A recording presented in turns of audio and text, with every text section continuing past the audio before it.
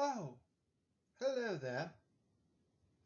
I say, that gent in the previous video was a few pence short of a full shilling, was he not? Anyways, it is a pleasure to have you here with me today to embark upon our first example of a weak base equilibrium problem. For those of you paying attention at home, this is type 1 of the problems we have discussed. Here, I have a very humorous slide, as you can see, where we will talk about Chapter 16.7, and I just think it is so clever that someone made the meme of how much hydrofluoric acid does it take to dissolve a body. And the kick line of the meme is this: I am asking on Facebook because Googling it gets people caught. No! Oh, the tomfoolery. I know that none of us will be dissolving bodies with hydrofluoric acid anytime soon. But it actually wouldn't work all that well, just to be perfectly honest with you. I do know what would work well. But it would require such a lot of it, and it'd be so dangerous, it's not even worth discussing. Okay, let's continue. So here we have a weak base equilibrium. As we can see, we want to find the pH, there's our unknown, of a 0.1 molar F- solution. In the previous video, we already knew the Kb or pKb of that solution, but I will get into that a little bit as we go along.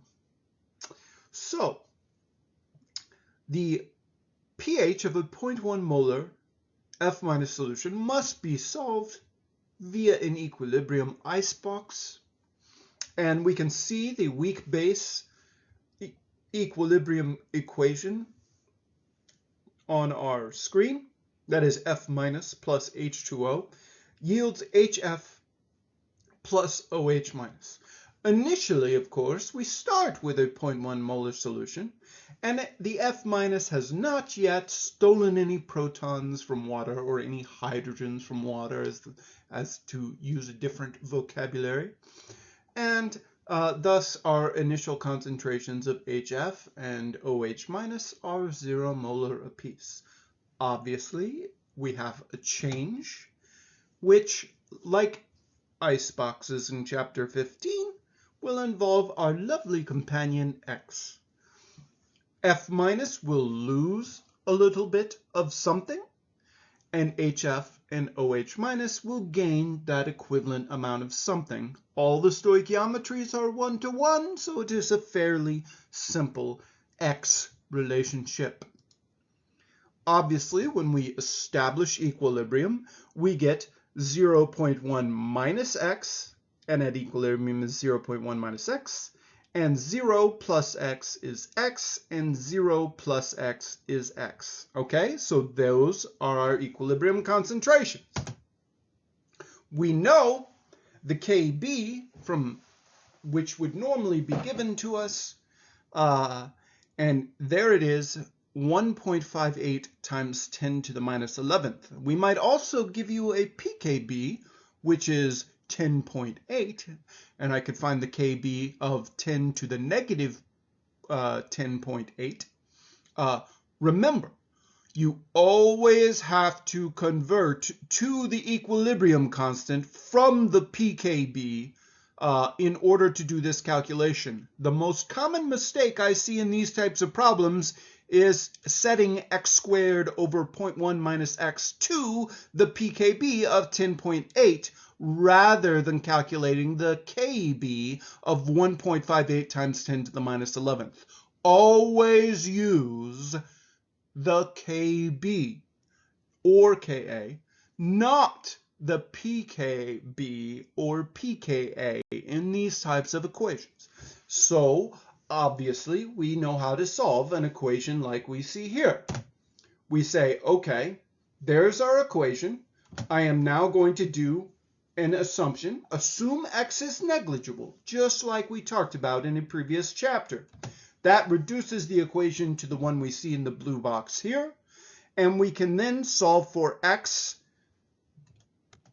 thusly. And there is X.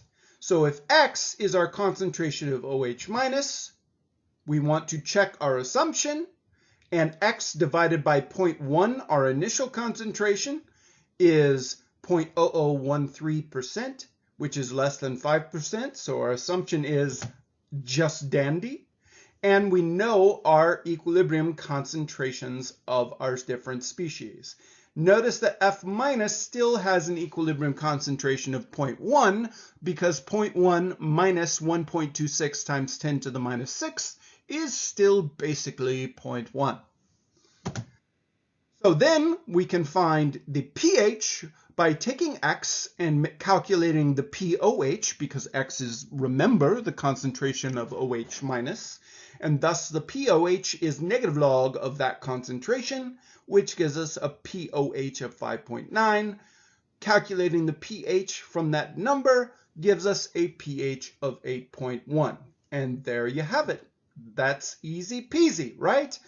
In the next video, we'll jump into this problem. Have fun!